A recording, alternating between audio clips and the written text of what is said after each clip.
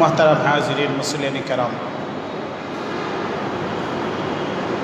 মহান রব্বুল আলমিনের দরবারে লাখো কোটি শুকরিয়া জ্ঞাপন করি যে মহান রব্বুল আলমিন আমাদেরকে অত্যন্ত ভালোবেসে মহব্বত করে আজকে পবিত্র জুমার দিনে দুনিয়াবী সমস্ত কার্যক্রম থেকে আলাদা করে তার পবিত্রগড় মসজিদে এসে একত্রিত হওয়ার তৌফিক দান করেছেন।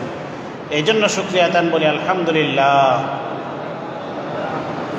মুসলিম কেরাম, আজকে আমি পবিত্র কুরআনুল কারীমের 29 নম্বর সিরিয়ালের সূরা আনকাবুতের 34 নম্বর আয়াত কানা তেলাওয়াত করেছি। এই আয়াতে রব্বুল আলামিন আমাদেরকে দুটি নির্দেশনা দিয়েছেন। এই দুটি নির্দেশনা যদি আমরা মেনে চলি তাহলে আমরা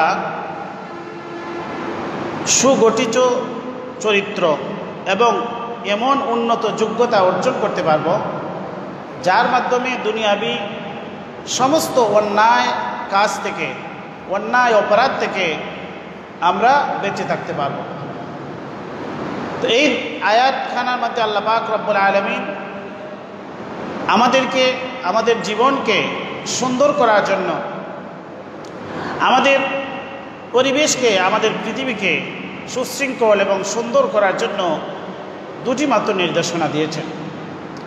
এই দুটি মাত্র নির্দেশনা যদি আমরা পালন করে আমাদের জীবন যাপন করতে পারি তাহলে আমাদের পুরা দিন এবং ধর্মের উপর পরিপূর্ণভাবে আমাদের চলার যোগ্যতা অর্জন হবে এবং এমন উন্নত সুগঠিত চরিত্র এবং এমন যোগ্যতা অর্জন হবে যে যোগ্যতাকে আমরা কাজে লাগিয়ে আমরা পৃথিবীর সমস্ত ধরনের সকল প্রকার অন্যায় অনাচার থেকে আমরা বেঁচে থাকতে পারবো। এই দুনিয়ার জীবন আমাদের সুন্দর হবে, আখিরাতের জীবন আমাদের জন্য সুন্দর হবে। এই প্রসঙ্গে মহান রব্বুল আলামিন বলেন, উতলু মা উহিয়া ইলাইকা মিনাল কিতাবি ওয়া আকিমিস সালাহ ইন্নাস সালাতা তানহা আনিল ফাহশাই ওয়াল মুনকার ওয়ালাযিকরুল্লাহি আকবার ওয়াল্লাহু ইয়ালামু মা তাসনাউন। মহান রব্বুল আলামিন আমাদের প্রিয় নবী মহানবী হযরত মুহাম্মদ রাসূলুল্লাহ সাল্লাল্লাহু আলাইহি ওয়াসাল্লামকে সরাসরি সম্বোধন করে মহানবীর মাধ্যমে আমাদেরকে সম্বোধন করেছেন। আল্লাহ পাক রব্বুল আলামিন বলেন, উতলু মা উহিয়া ইলাইকা মিনাল কিতাবি ওয়া আকিমিস সালাহ।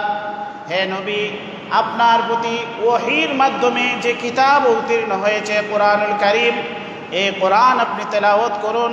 ওয়া আকিমিস সালাহ, এবং সালাত কায়েম করুন। ইন্নাস সালাতা তানহা আনিল ফাহশাই ওয়াল মুনকার, নিশ্চয় সালাত সর্বপ্রকার অন্যায় এবং গর্হিত কাজ থেকে বিরত রাখে। ওয়ালাযিকরুল্লাহি আকবার, আর আল্লাহর স্মরণ, আল্লাহর জিকির হচ্ছে শ্রেষ্ঠ। ওয়াল্লাহু ইয়ালামু মা তাসনাউন, আর তোমরা যা কিছু করো সব কিছু সম্পর্কে আল্লাহ অবগত রয়েছেন।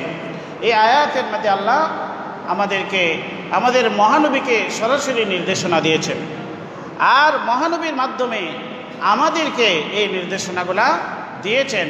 যেহেতু মহানবী হযরত মুহাম্মদ রাসূলুল্লাহ সাল্লাল্লাহু আলাইহি ওয়াসাল্লাম ছিলেন আমাদের শিক্ষক, তাকে আল্লাহ পাক রব্বুল আলামিন এই নির্দেশনা দিয়ে আমরা কিভাবে কোরআন তেলাওয়াত করব, কোরআন এর তেলাওয়াতের নিয়ম কানুন কেমন হবে এবং এর ব্যাখ্যা বিশ্লেষণ কী হবে, এগুলা তিনি আমাদেরকে শিক্ষা দিয়েছেন। আর তিনি সালাত আমাদেরকে শিক্ষা দিয়েছেন, নিজে সালাত আদায় করে আমাদেরকে নমুনা দেখিয়েছেন এবং এর মাধ্যমে মহানবী আমাদেরকে সালাত শিক্ষা দিয়েছেন। এই দুটি কাজ যদি আমরা করতে পারি তাহলে আমাদের মধ্যে উন্নত চরিত্র, সুগঠিত চরিত্র আমাদের অর্জিত হবে এবং এমন যোগ্যতা অর্জন হবে যে যোগ্যতার মাধ্যমে আমরা সর্বপ্রকার অন্যায় অনাচার থেকে আমরা বেঁচে থাকতে পারব। যদিও দেখা যায় এখানে দুটি নির্দেশনা, ইসলামের তো আরও অনেক বড় বড় নির্দেশনা রয়েছে, কিন্তু মৌলিক এই দুটি নির্দেশনাই আমাদের অন্যান্য আমলগুলাকে করার জন্য আমাদেরকে সহজ করে দিবে, আমাদের মানসিকতাকে তৈরি করে দিবে। আল্লাহ পাক রব্বুল আলামিন কোরআন অবতীর্ণ করেছেন। কোরআনের মধ্যে সর্বপ্রথম যে আয়াত, এটা হচ্ছে ইকরা বিসমি রাব্বিকাল্লাযী খালাক। এই নির্দেশনা, পড়ার নির্দেশনা দিয়েছেন।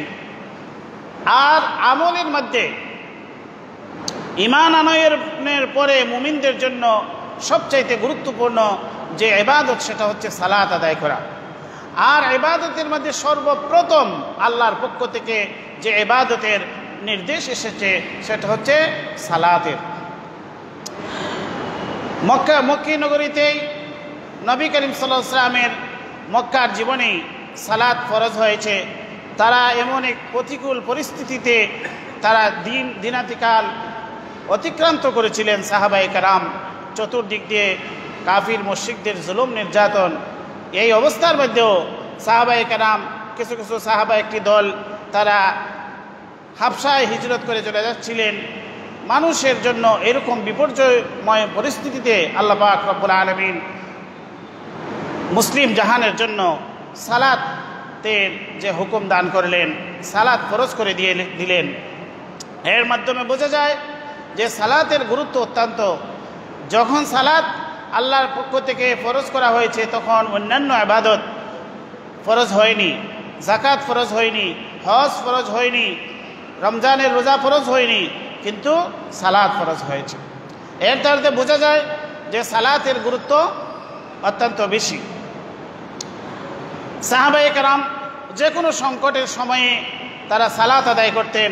ফরজ সালাত তো আদায় করতেনই, ফরজ সালাতের বাহিরেও যখনই তাদের মধ্যে কোনো ধরনের দুশ্চিন্তা আসতো, কোনো বিপদ আপদ তাদের সামনে সংগঠিত হতো, তখনই তারা সালাতে দাঁড়িয়ে যেতেন।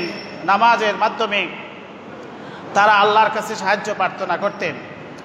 তো এই জন্য আমরা যদি আমাদের চরিত্রকে উন্নত করতে চাই, আমাদের মধ্যে যদি এরকম যোগ্যতা অর্জিত হতে হয়, আমরা যদি চাই যে আমাদের মধ্যে এমন যোগ্যতা তৈরি হোক যে যোগ্যতার মাধ্যমে আমরা দ্বীনের প্রতিটি কার্যক্রম আমরা সুচারুরূপে সুন্দরভাবে আমরা পালন করতে পারবো, এবং এই পৃথিবী চতুর্দিকে আমাদেরকে অন্যায় অপরাধ হাতছানি দিয়ে আমাদেরকে ডাকছে, এই অপরাধ থেকে আমরা কিভাবে বেঁচে থাকবো? আল্লাহ পাক রব্বুল আলামিন আমাদেরকে সালাত দিয়েছেন। আমরা কোরআনের তেলাওয়াত করব আর সালাত আদায় করব। কোরআনের তেলাওয়াত অন্যতম মানুষের জীবনের চরিত্র উন্নত করার জন্য, মানুষের জীবনকে সুন্দর করার জন্য কোরআনুল কারিমের তেলাওয়াত, কোরআনুল কারিমকে নিজে আত্মস্থ করা, এর মর্ম উদ্ঘাটন করা, এর মর্ম বোঝার চেষ্টা করা, অন্তরে ধারণ করা, এটা হচ্ছে মানুষের জীবন, মানুষের উন্নত চরিত্র গঠনের জন্য অন্যতম একটি হাতিয়ার। কোরআনের তেলাওয়াত যেমনভাবে আমরা করব, পাশাপাশি কোরআনুল কারিমের মধ্যে আল্লাহ পাক রব্বুল আলামিন আমাদেরকে কি নির্দেশনা দিয়েছেন, এই নির্দেশনাগুলা আমাদেরকে আমাদের নিজের জীবন ধারণ করার চেষ্টা করতে হবে। তো আল্লাহ পাক রব্বুল আলামিন বলেন, উতলু মা উহিয়া ইলাইকা মিনাল কিতাবি ওয়া আকিমিস সালাহ। হে নবী, আপনার প্রতি ওহীর মাধ্যমে যে কোরআন অবতীর্ণ করা হয়েছে, এর থেকে আপনি তেলাওয়াত করুন। ওয়া আকিমিস সালাহ, এবং সালাত কায়েম করুন। ইন্নাস সালাতা তানহা আনিল ফাহশাই ওয়াল মুনকার। কারণ নিশ্চয় সালাত মানুষকে সর্বপ্রকার ফাহশা এবং মুনকার থেকে বিরত রাখে। এখানে দুটি শব্দ এসেছে, ফাহশা এবং মুনকার। ফাহশা শব্দের অর্থ হচ্ছে অশ্লীলতা, আর মুনকার শব্দের অর্থ হচ্ছে মন্দ কাজ, অন্যায় কাজ। তো ফাহশাও অন্যায় কাজ, মুনকারও অন্যায় কাজ। এই দুইটি জিনিস আলাদা আলাদাভাবে দুটি শব্দ কেন আল্লাহ পাক রব্বুল আলামিন বললেন, এর ব্যাখ্যার মাঝে মুফাসসিরিন কিরামগণ বলেছেন যে এই ফাহশা এবং মুনকার, এই দুটি শব্দের মধ্যে পৃথিবীতে যত ধরনের অন্যায় অনাচার হতে পারে, সব ধরনের অন্যায় অনাচার এই দুটি শব্দের মধ্যে রয়েছে। এই দুটি কাজ থেকে বিরত রাখে সালাত মানুষকে। তো এই দুটি শব্দের ব্যাখ্যা করতে গিয়ে তাফসীরের কিতাবের মাঝে উল্লেখ রয়েছে, ফাহশা হচ্ছে এমন অন্যায়, এমন বর্হিত কাজ যা মুসলিম ও মুসলিম নির্বিশেষে যে কোনো বিবেক সম্পন্ন ব্যক্তি বলে এটা অন্যায় কাজ।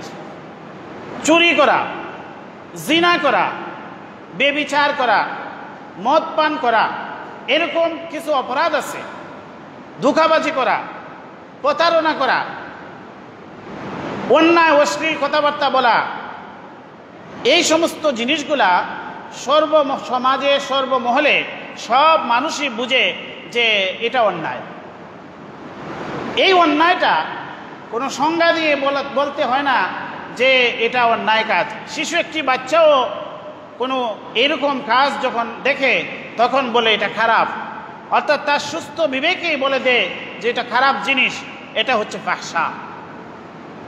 আর মুনকার বলা হয় যে অপরাধকে অপরাধ হিসেবে শরীয়ত সংজ্ঞা দিয়েছে, ফকিহগণ নির্ধারণ করে দিয়েছেন যে এটা কোরআন এবং হাদিসের আলোকে এটা জায়েজ, এটা নাজায়েজ, এটা হালাল, এটা হারাম, এরকম বিধিবিধান যেগুলা নির্ধারণ করে দেওয়া হয়েছে। তাহলে এই মুনকারের ভিতরেও ফাহশা রয়েছে। মুনকার যে জিনিস শরীয়ত যে জিনিসকে হালাল হারাম করে দিয়েছে, এই মুনকারের ভিতরে ফাহশাও রয়েছে। কিন্তু আলাদাভাবে ফাহশা আল্লাহ পাক রব্বুল আলামিন বলেছেন, ইন্নাস সালাতা তানহা আনিল ফাহশাই ওয়াল মুনকার। সালাত মানুষকে ফাহশা, অশ্লীলতা এবং অন্যায় গর্হিত কাজ থেকে বিরত রাখে। এই ফাহশাকে আলাদাভাবে বলেছেন এবং প্রথম বলেছেন। এর অর্থ হচ্ছে যে ফাহশা এমন একটি অপরাধ যে জিনিসটা আজহারু মিনাশ শামস, এটা সূর্যের আলোর মতো, দিবালোকের মতো স্পষ্ট যে এটা হচ্ছে অন্যায়, এটা গর্হিত কাজ, সর্বপ্রকার নোংরামি কাজ, এটা হচ্ছে ফাহশার অন্তর্ভুক্ত। আর মুনকার এটার এই ফাহশা যে অন্তর্ভুক্ত যে সমস্ত বিষয়, এটাও মুনকারের অন্তর্ভুক্ত। তবে মুনকার এটা শরীয়ত কর্তৃক যদি বলে দেওয়া হয়, এমন বিষয় আছে যা মানুষের স্পষ্টভাবে বোঝে না, হালাল না হারাম এটা মানুষের সুস্থ বিবেকে অনেক সময় বুঝতে পারে না। শরীয়তের যারা বিজ্ঞ ফকিহগণ তাদের মাধ্যমে মানুষ জানতে পারে, তারা বলে দেন যে এটা জায়েজ, এটা নাজায়েজ। এই যে নাজায়েজ বিষয়গুলা, হারাম বিষয়গুলা, এটা মুনকারের অন্তর্ভুক্ত। তাহলে এই ফাহশা এবং মুনকারের ভিতরে পৃথিবীর মধ্যে যত প্রকারের অন্যায় হতে পারে, আল্লাহর সাথে শিরিক করা থেকে নিয়ে মানুষের হকের উপর আঘাত করার থেকে নিয়ে মিথ্যা কথা বলা, ওয়াদা খেলাপি করা, মানুষের সাথে ধোঁকাবাজি করা, নামাজ ত্যাগ করা, সুদ ঘুষ সহ সর্বপ্রকারের অন্যায় অনাচার সব কিছুই এই দুটি শব্দের অন্তর্ভুক্ত হয়ে গেছে। তাহলে আমরা যদি দুটি কাজ করতে পারি, যদি আমরা কোরআনের তেলাওয়াত করতে পারি, সহি শুদ্ধভাবে কোরআন আমরা শিক্ষা করে যদি কোরআন আমরা বেশি বেশি করে তেলাওয়াত করতে পারি, কোরআনের শিক্ষাকে হৃদয়ে ধারণ করতে পারি, আর যদি আমরা পাঁচ ওয়াক্ত সালাত যথাযথভাবে আমরা যদি আদায় করতে পারি, তাহলে অবশ্যই আমাদের মাঝে এমন উন্নত চরিত্র, সুগঠিত চরিত্র আমাদের মাঝে গঠিত হবে এবং উন্নত যোগ্যতা তৈরি হবে, যে যোগ্যতার মাধ্যমে আমরা সর্বপ্রকার অন্যায় এবং অশ্লীল কাজ থেকে, সর্বপ্রকার অপরাধ থেকে আমরা বেঁচে থাকতে পারবো এবং সুন্দর, উন্নত, সুশৃঙ্খল একটি নিরাপদ, শান্তিময় জীবন আমরা লাভ করতে পারবো, যে জীবন আমাদের পৃথিবীতে, আমাদের ইহকালেও আমাদের জন্য নিরাপদ হবে, সুন্দর হবে, আর পরকালেও আমাদের জন্য শান্তিময় হবে। এখন প্রশ্ন আসতে পারে যে আমরা তো সালাত আদায় করি, এরপরও আমাদের দ্বারা অন্যায় অপরাধ সংগঠিত হয়ে যায়।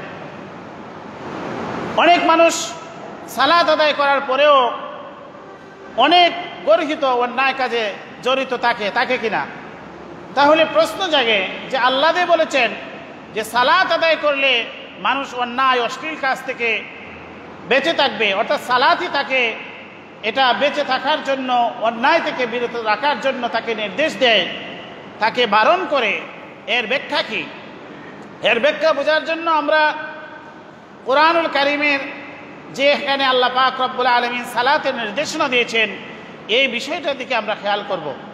আল্লাহ পাক রব্বুল আলামিন পবিত্র কোরআনের মধ্যে যত জায়গার মধ্যে সালাতের কথা বলেছেন, সব স্থানের মধ্যে শব্দটা বলেছেন আকিমুস সালাহ, সালাত কায়েম করার কথা বলেছেন।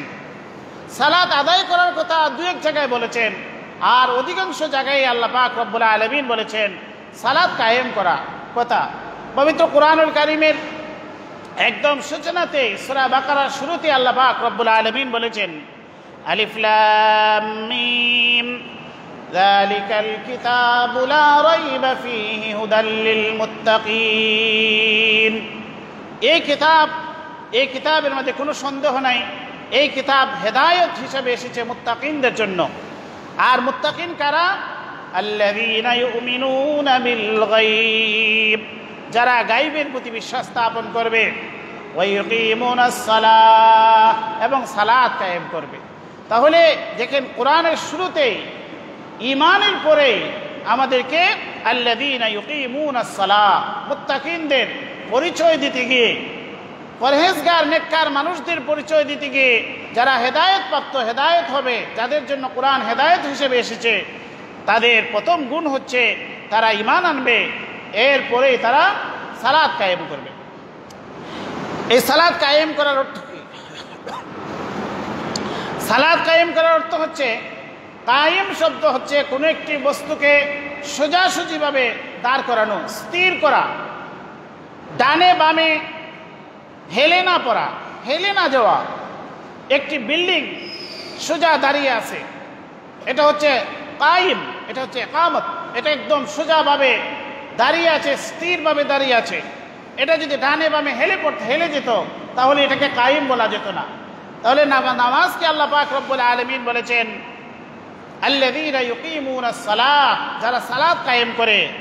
আর আমার তেলাওয়াত কি আয়াতে আল্লাহ বলেছেন ওয়াকিমুস সালাহ ওয়াতলু মা উহিয়া ইলাইকা মিনাল কিতাবি ওয়াকিমুস সালাহ, সালাত কায়েম করো। তাহলে এখানে বোঝা যায় যে সালাতের এমন কিছু বৈশিষ্ট্য আছে, এমন কিছু নিয়ম কানুন আছে, যেগুলার মাধ্যমে যদি আমরা সালাত আদায় করি তাহলে এই সালাত হবে ইকামতে সালাত। তাহলে এই জিনিসটা কি? এটা হচ্ছে সালাতের জন্য আল্লাহ পাক রব্বুল আলামিন যে সমস্ত নিয়ম কানুন আমাদের নবীর মাধ্যমে আমাদেরকে শিক্ষা দিয়েছেন। আমাদের নবী সালাতের কিছু জাহিরি বিষয় শিক্ষা দিয়েছেন, আবার কিছু সালাতের কিছু বাতিনি বিষয় শিক্ষা দিয়েছেন। সালাতের জাহিরি যে সমস্ত বিষয়, এগুলো হচ্ছে সালাত কায়েমের জন্য যে সমস্ত আহকাম আর কামগুলি আমাদের জন্য রয়েছে। সালাতের শুরুতেই আমাদেরকে পাক পবিত্রতা অর্জন করতে হয়, ওযু করতে হয়। সালাতের যে সমস্ত শরাইতগুলো রয়েছে, পবিত্র স্থানে আমাদেরকে সালাতে দাঁড়াইতে হয়, আমাদের পোশাক আশাক পবিত্র হতে হয়, এইভাবে নিয়ম কানুনগুলো রয়েছে। আবার সালাতের ভিতরেও আমাদের জন্য কিছু হুকুম আহকামগুলি রয়েছে, যেভাবে সালাতের আমরা যখন শুরু করব নিয়তের মাধ্যমে, এরপরে আমাদেরকে সূরা ফাতিহা পড়তে হয়, কিরাত পড়তে হয়, রুকু করতে হয়, সিজদা করতে হয়, বৈঠক করতে হয়, এখানে তাশাহুদ পড়তে হয়, দুরূদ শরীফ পড়তে হয়, দোয়া মাসুরা পড়তে হয়। এই যে সালাতের যে সমস্ত নিয়ম কানুনগুলো রয়েছে, আমাদের নবী আমাদেরকে যেভাবে শিক্ষা দিয়েছেন, এগুলা বাহ্যিক হুকুম আহকামগুলা যথাযথভাবে পালন করা। আর পাশাপাশি বাতিনি বিষয় হচ্ছে যে আমরা খুশুর সাথে আমরা নামাজ আদায় করব, খুশুর সাথে আমরা সালাত আদায় করব। সালাতের একাগ্রতা শুধুমাত্র আল্লাহর জন্য আমরা সালাত আদায় করব। আমাদের সালাত আদায়ের ক্ষেত্রে আমাদের বিনয় থাকবে, ধীরস্থিরতা থাকবে, এবং আল্লাহকে একদম হাজির রেখে, হাজির জেনে আমরা সালাত আদায় করব। অন্য হাদিসের মধ্যে আল্লাহর নবী সাল্লাল্লাহু আলাইহি সাল্লাম বলেছেন আনতা আবুদাল্লাহা কান্নাকা তারাহ ফাইন লাম তাকুন তারাহু ফাইন্নাহু ইয়ারাক। ইবাদত এমন ভাবে করো যেন তুমি আল্লাহকে দেখতেছো। ফাইন লাম তাকুন তারাহু ফাইন্নাহু ইয়ারাক। আর যদি তোমার এরকম অবস্থা সৃষ্টি না হয় যে আল্লাহকে দেখার মতো, অর্থাৎ মনের ভিতরে এরকম সৃষ্টি না হয় যে আমি আল্লাহকে দেখতেছি, তাহলে কমপক্ষে অতটুকু তোমার মনে থাকতে হবে যে আল্লাহ আমাকে দেখতেছেন। যদি আল্লাহকে আমি দেখতেছি না, কিন্তু আমি আল্লাহকে দেখতেছি, তো আল্লাহকে দেখতেছি, আল্লাহ আমাকে দেখতেছেন, এইরকম ধারণা নিয়া, খেয়াল নিয়া যদি আমরা সালাত আদায় করি, তাহলে এই সালাতের মধ্যে একাগ্রতা থাকবে, খুশু থাকবে, এবং এই সালাতের মাধ্যমে সালাত কায়েম হবে। এটা হচ্ছে সালাত কায়েম হওয়া করা, এর অর্থ হচ্ছে সালাতের যথাযথ হক আদায় করে সালাত আদায় করা। এখন আমরা দেখি যে সালাত আদায়ের পরেও অনেক মানুষ অন্যায় কাজের মাঝে জড়িত হয়। এটা কি সালাতের দোষ না ব্যক্তির দোষ? যেমন ডাক্তার একটি ঔষধ দিল, একজন রুগী ডাক্তারের কাছে যাওয়ার পরে তিনি একটি প্রেসক্রিপশন তৈরি করে দিলেন, ওষুধগুলা লিখে দিলেন, কিন্তু ওষুধের যে তাকে গ্রহণ করার যে সমস্ত নিয়ম কানুন রয়েছে, এই রুগী যথাযথ নিয়ম মেনে সে ওষুধ গ্রহণ করে নাই। ডাক্তার বলছেন 3 বেলা ওষুধ খেতে হবে, তিনি 1 বেলা খেলেন, 2 বেলা খেলেন না, অথবা 2 বেলা খেলেন 1 বেলা খেলেন না, অথবা ডাক্তার যে মাত্রা দিয়েছে তিনি মাত্রার মাঝে বেশ কম করে ফেললেন, তারপরে দেখা গেল এই রুগী ভালো হলো না, তার রোগ সারলো না। এখন কি ডাক্তারকে দোষ দেওয়া যাবে অথবা ওষুধকে দোষ দেওয়া যাবে যে ওষুধের গুণাগুণ নষ্ট হয়ে গেছে? এটা কি বলা যাবে? এটা বলা যাবে না। এর মানে হচ্ছে বিজ্ঞানীরা, চিকিৎসা বিজ্ঞানীরা গবেষণা করে যে ঔষধ তৈরি করেছেন, এটার দ্বারাতে হাজারো মানুষ, লক্ষ মানুষ উপকৃত হচ্ছে, কিন্তু মাঝে মাঝে 2-4 জন মানুষ উপকৃত হয় না অথবা তার রোগ ভালো হয় না। এটা ভিন্ন কোনো কারণ থাকতে পারে, হয়তো সে নিয়ম কানুন মানে নাই, অথবা তার মধ্যে আরো বড় কোনো জটিলতা থাকতে পারে, যার কারণে এই ওষুধটি তার মধ্যে ক্রিয়া করে নাই। ঠিক তেমনি ভাবে সালাত আদায়ের মাধ্যমে যুগে যুগে বনি আদমগণ অন্যায় অপরাধ থেকে বেঁচে থাকার রাস্তা বের করেছে। শুধু এই সালাত শুধুমাত্র আমাদের জন্যই নাই, আমরা শুধু উম্মতে মুহাম্মদের জন্য নেই, এর আগেও অন্যান্য নবী রাসূলদের জন্য সালাতের নির্দেশনা ছিল, উন্নত উম্মতের জন্য সালাতের নির্দেশনা ছিল। যদিও আমাদের মতো এরকম 5 ওয়াক্ত সালাত তাদের ছিল না, তাদের ভিন্নভাবে হয়তো নিয়ম কানুন ছিল, কিন্তু তারাও সালাত আদায় করত, অন্যান্য নবী রাসূলগণ সালাত আদায় করতেন। আজকে উম্মতে মুহাম্মদী আমরা 1500 বছর অতিবাহিত হয়ে গেল।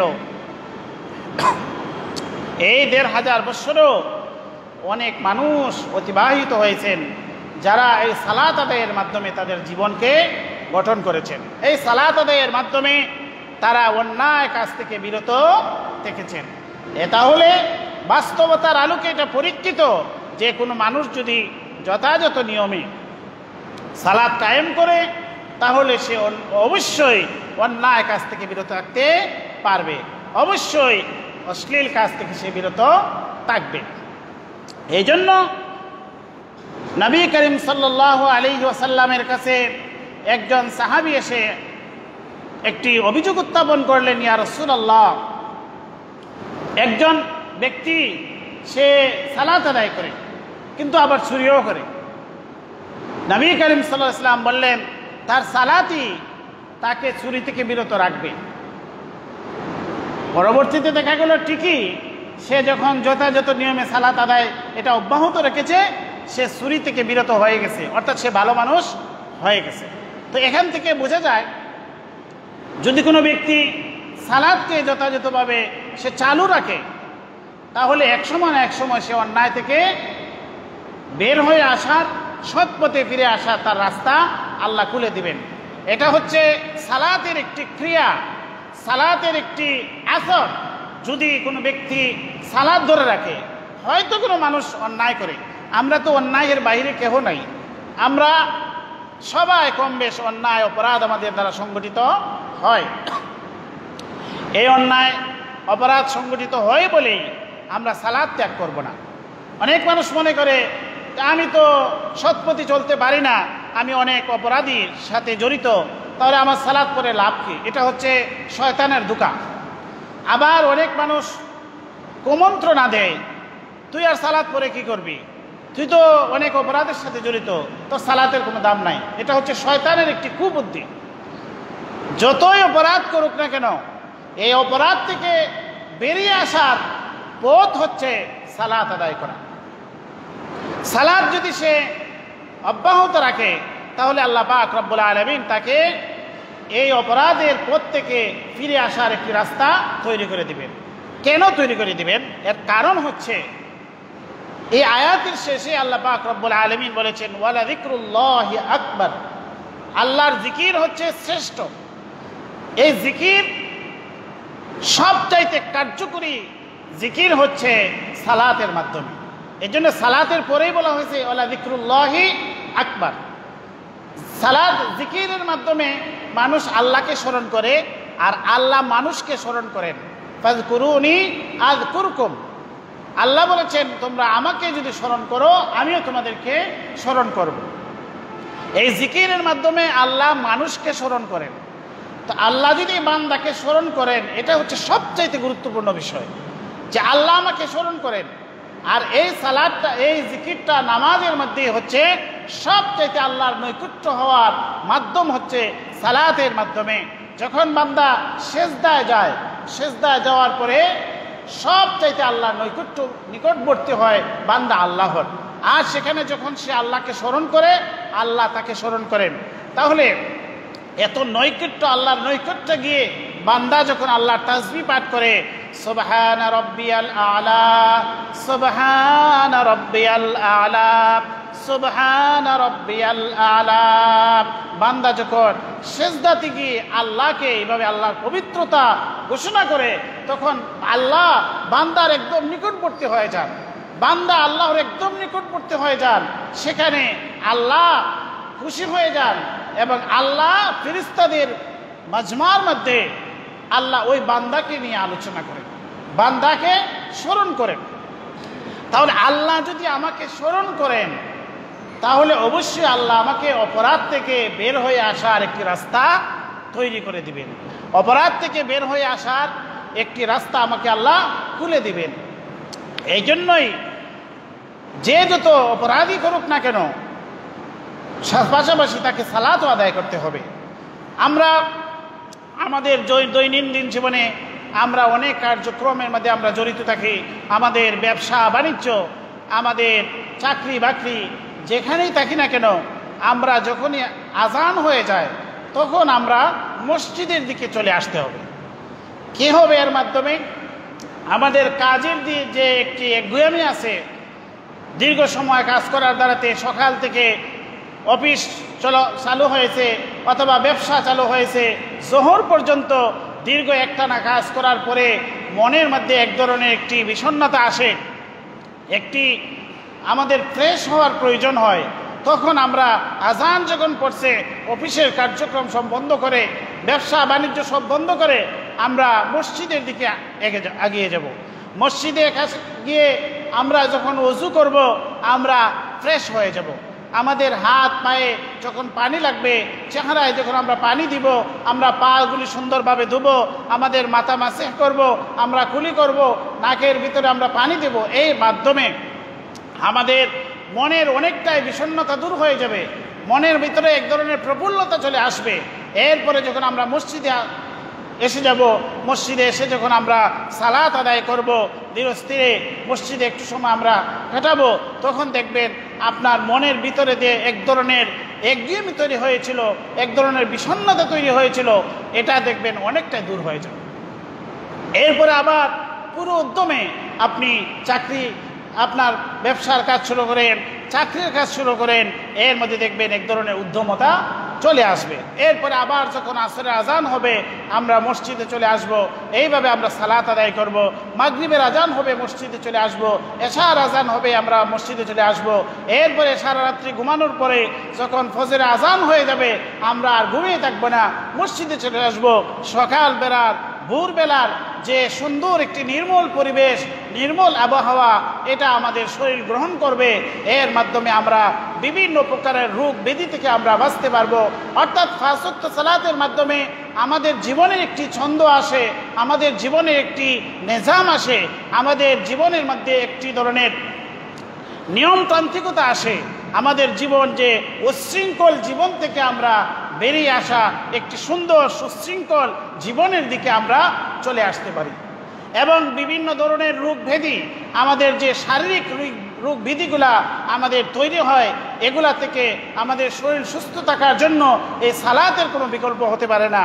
আমরা যখন সালাত আদায় করব, আমাদের শরীরের প্রতিটি অঙ্গ প্রত্যঙ্গের ব্যায়াম হয়ে যাচ্ছে, প্রতিটি জোড়ার, আমাদের প্রতিটি শিরা উপশিরা একটি আমাদের ব্যায়াম হচ্ছে, শারীরিক ব্যায়াম হচ্ছে, আবার মানসিক ব্যায়াম হচ্ছে। আমরা এখানে এসে সালাত যখন আমরা আদায় করি, মসজিদের ভিতরে একদম নীরব নিস্তব্ধ থাকি, আমাদের দুনিয়াবি কোনো ধান্দা, দুনিয়া কোনো ঝামেলা থাকে না, আমাদের মাথা ফ্রেশ হয়ে যায়।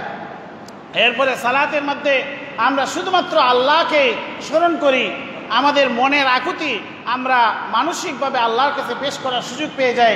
এর মাধ্যমে আমাদের মানসিক ব্যায়াম হয়ে যায়, শারীরিক ব্যায়াম যেমন হয় মানসিক ব্যায়াম হয়ে যায়। চিন্তা করে দেখুন, বর্তমান সময়ে বিজ্ঞানীরা মানুষকে রোগ থেকে মুক্ত রাখার জন্য, বিভিন্ন শারীরিক ব্যাধি থেকে মুক্ত করার জন্য বিভিন্ন ধরনের কলা কৌশল নিয়ে তারা গবেষণা করেছেন। অনেকে যোগ ব্যায়ামের কথা বলেছেন, অনেকে অনেক ধ্যানের কথা বলেন, যে মানুষ যেন এইভাবে যোগ ব্যায়ামের মাধ্যমে, ধ্যানের মাধ্যমে মানুষের মনের জন্য প্রশান্তি আসে, রিল্যাক্স আসে এবং শারীরিক সুস্থতা যেন আসে। কিন্তু আপনি সালাত নিয়ে একটু গবেষণা করুন। আমরা তো মুসলমান, আমরা এত বড় নিয়ামত পেয়েছি যে 5 ওয়াক্ত সালাত আমরা আদায় করি। বিধর্মীরা, অন্যান্য ধর্মের বড় বড় জ্ঞানী বিজ্ঞানীরা, তারা শুধুমাত্র সালাতকে নিয়ে গবেষণা করে তারা মুসলমান হয়ে যাচ্ছে। একজন বিধর্মী এসে একজন বড় আলিমের কাছে আসলেন, আয়সা বললেন যে আমাকে আপনি কালিমা পড়ে মুসলমান বানান। আলিম জিজ্ঞেস করলেন তিনি যে তুমি এত উন্নত দেশে থাকো, তোমাদের কোনো কিছুর কোনো অভাব নাই, তা আজকে তুমি মুসলমান হতে চাও কেন? ইসলামের দিকে কোন জিনিসটা তোমাকে ইসলাম হওয়ার জন্য অনুপ্রাণিত করলো? কেন তুমি মুসলমান হতে চাও? অথবা কেউ কি তোমার প্রতি চাপ সৃষ্টি করেছে কিনা মুসলমান হওয়ার জন্য? বলে না, কেউ আমাকে চাপও সৃষ্টি করে নাই এবং আমার কোনো কিছুর অভাবও নাই, আমার ধন সম্পদ টাকা পয়সা সব কিছু আছে, কিন্তু আমার মনের ভিতরে এক ধরনের শূন্যতা আমি অনুভব করতাম। আমি আমার কর্মক্ষেত্রে কাজের জন্য মুসলিম এরিয়াতে যখন আমি দায়িত্ব পালন করলাম, তখন আমি দেখলাম যে তাদের মসজিদে 5 বেলা আজান হয়।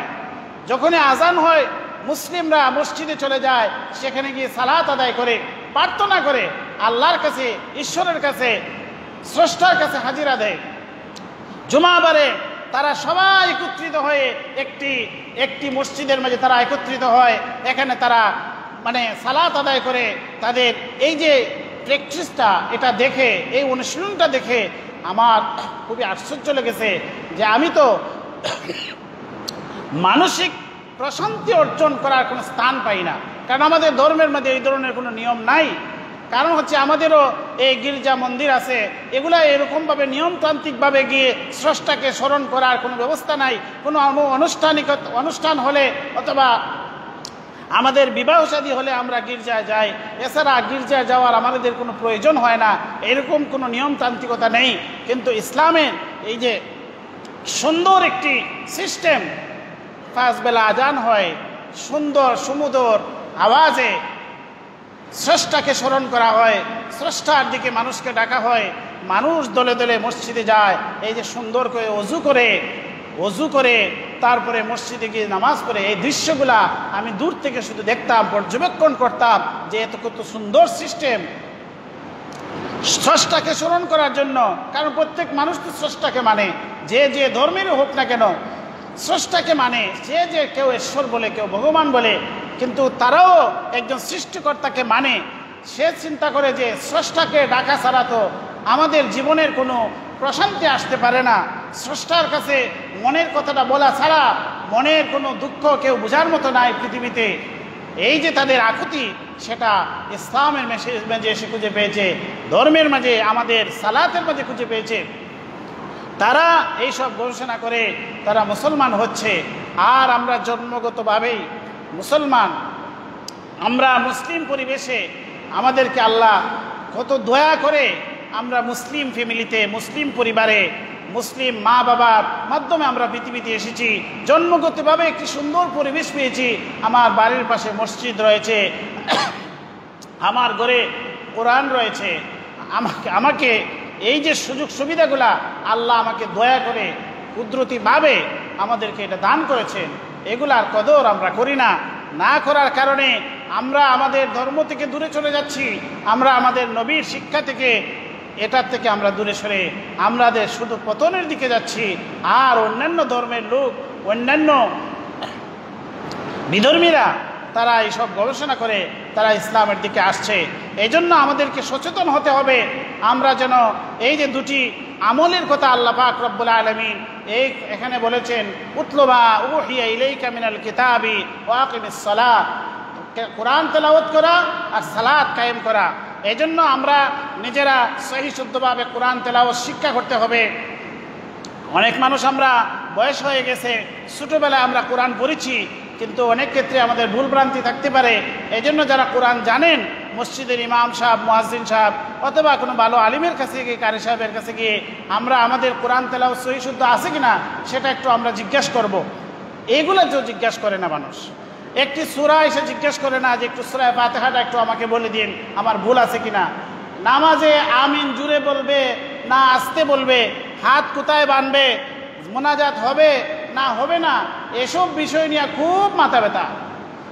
বর্তমান যুব সমাজ, এক শ্রেণীর মানুষের মাথা নষ্ট হয়ে গেছে। সে কলিমাটা সহি শুদ্ধভাবে বলতে পারে না, হালাল হারাম জানে না।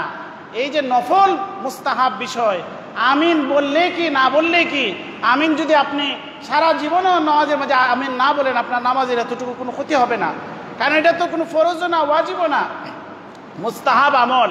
এটা জুড়ে বলেন আস্তে বলেন, যে এলাকায় যেটা চলে দুটোই জায়েজ। যে অঞ্চলে সবাই আমিন আস্তে বলছে, আপনি আস্তে বলেন। যেখানে গিয়ে দেখছেন সব মানুষ জুড়ে বলে, আপনি জুড়ে বলেন। এটা তো এমন কোনো জরুরি কোনো বিষয় না, এটা নিয়ে আপনার তো মাথা ব্যথা। সূরা ফাতিহাটা সহি শুদ্ধভাবে বলতে পারবে না। কেরাত যদি জিজ্ঞেস করেন, একটা কেরাত একটা সূরা সুন্দরভাবে বলতে পারবে না। কলিমা জিজ্ঞেস করলে কলিমাটা সহি শুদ্ধভাবে বলতে পারবে না, অর্থটা বলতে পারবে না। ইন্টারনেটে বিভিন্ন ব্যক্তির লেকচার শুনে সমাজে শুধু বিশৃঙ্খলা, ইমাম সাহেবদেরকে বিব্রত করা, বিভিন্ন ধরনের এইসব অপ্রয়োজনীয় প্রশ্ন করবে, কিন্তু কোনোদিন জিজ্ঞেস করবে না যে নামাজের ভিতরে তো ফরজ আছে, নামাজের ফরজ কতটা। একটা ফরজ যদি কেউ ছেড়ে দেয় নামাজ হবে? নামাজ হবে। নামাজের মাঝে 13টা ফরজ আছে, 13টা ফরজের কোনো একটি ফরজ যদি ইচ্ছায় অনিচ্ছায় যদি কোনো মানুষ ভুলেও ছেড়ে দেয় তবে নামাজ হবে না। নামাজের 19টা নামাজ ভঙ্গের কারণ আছে। এই 19টা কারণের মধ্যে কোনো একটি কারণ যদি সংগঠিত হয় তার নামাজ হবে না। কোনোদিন জিজ্ঞেস করে না যে কী কী কারণে নামাজ ভঙ্গ হয়, কতটি নামাজের ফরজ, কতটি নামাজের ওয়াজিব, নামাজের কেরাত পড়তে হয়, এগুলো একটু সহি শুদ্ধভাবে পড়ি। এইগুলার দিকে দাঁড়দারি না, শুধু আমিন জুড়ে বলবে না আস্তে বলবে, হাত কোথায় বাঁধবে, বুকে বাঁধবে না কোমরে নাভিতে বাঁধবে, এইগুলা নিয়ে নামাজের পরে মোনাজাত হবে না হবে না। এইগুলা কি কোনো গুরুত্বপূর্ণ বিষয়? এগুলো কোনো গুরুত্বপূর্ণ বিষয় না। এই সমস্ত বিষয়ের মধ্যে সবাই লিপ্ত, আর শুধু সমাজের মাঝে বিশৃঙ্খলা সৃষ্টি করা। আগে তো মারামারি বাহিরে আসিল, এখন মসজিদে ঢুকিয়ে দিছে। এটা কাদের ষড়যন্ত্র, এগুলা বুঝতে সামান্য কমন সেন্স যদি আপনার থাকে, বুঝতে পারবেন যে মুসলমানদের মধ্যে বিশৃঙ্খলা লাগানোর জন্য এই সমস্ত বিষয়। এই জন্য আমরা হালাল হারাম সম্পর্কে, যেটা সরাসরি ফরজ ওয়াজিব, এগুলো সম্পর্কে আমরা সচেতন হই, কোরআনের তেলাওয়াত করি, নামাজকে সহি শুদ্ধভাবে আমরা শিখি। রুকু সেজদা এইগুলা, নামাজের ভিতরে যে তাসবিহাতগুলা, তাশাহুদ অনেকেই পারে না সুন্দরভাবে, তারপরে দোয়া মাসুরা পারে না, তারপরে বিতিরের নামাজে যে আমরা নামাজ দোয়া কুনুত করি এটাও অনেকে সহি শুদ্ধভাবে পারে। এগুলো শেখার দিকে মনোযোগী হতে হবে। আর যে সমস্ত নফল বিষয় যেগুলা এমন কোনো গুরুত্বপূর্ণ না, এগুলা নিয়ে বেশি চর্চা করবেন না, এগুলা নিয়ে এত বেশি ইমাম সাহেবকে জিজ্ঞেস করবেন না। জিজ্ঞেস করবেন গুরুত্বপূর্ণ বিষয়গুলা, আপনার হালাল হারামের বিষয়গুলা জিজ্ঞেস করবেন। এই জন্য আমরা সচেতন হই, আমরা কোরআন তেলাওয়াতের প্রতি মনোযোগী হই, নিজেরা শিখি, আমাদের বাচ্চাদেরকে মনোযোগ দিয়ে আমরা কোরআন শিক্ষা দেই এবং তাদেরকে ছোটোবেলা থেকে মুরু আউলাদাকুম বিসসালাতি ওয়া হুম সাবঈ সিনিন, 7 বছর হয়ে গেলে বাচ্চাদেরকে সালাতের নির্দেশ দিতে হবে। 10 বছর হওয়ার পরেও যদি সে সালাত না পড়ে তাহলে তাকে শাসন করতে হবে, শিক্ষা দিতে হবে 3 বছর, 7 থেকে 10 বছর। 3 বছরে সে অভ্যস্ত হয়ে যাবে, শিখে ফেলবে। 10 বছরের পরেও যদি না পড়ে তাহলে তাকে শাসন করতে হবে। এইভাবে ছোটোবেলা থেকে তাকে নামাজি করতে হবে। মসজিদের প্রতি তাদেরকে এরকম সম্পর্ক তৈরি করে দিতে হবে, তাহলে আপনার সন্তান উন্নত চরিত্রের অধিকারী হবে, অন্যায় অশ্লীলতা থেকে বেঁচে থাকার রাস্তা হবে। আর না হয় এই সন্তান যদি অন্যায়কারী হয়, সন্ত্রাস হয়, মাস্তান হয়, যেমন অন্যরা তার দ্বারাতে কষ্ট পাবে, আপনি নিজেও কষ্ট পাবেন। সন্ত্রাসীদের মা বাবা শান্তিতে নাই। কোনো সন্ত্রাস যদি আপনার পরিবারে তৈরি হয়, ভাববেন যে আমার ছেলে সন্ত্রাস, খুব ভালো হবে না, আপনিও শান্তিতে থাকবেন না। এই জন্য সন্তানরা যেন মাস্তান না হয়, সন্ত্রাস না হয়, অপরাধী না হয়, এই জন্য ছোটোবেলা থেকে তাকে ওইভাবে গড়তে হবে। মসজিদের সাথে সম্পর্ক গড়তে হবে এবং কোরআন শিক্ষা দিতে হবে। ছোটোবেলায় কালিমা কালাম তাকে শিক্ষা দিতে হবে। মহান রব্বুল আলমিন আমাদের আমলের তৌফিক দান করুন। ওয়া আখিরু দাওয়ানা আলহামদুলিল্লাহি রাব্বিল আলামিন। মুসলিম একরাম, যারা আমরা সুন্নত পড়ি নাই, আমরা সুন্নত পড়ি নাই।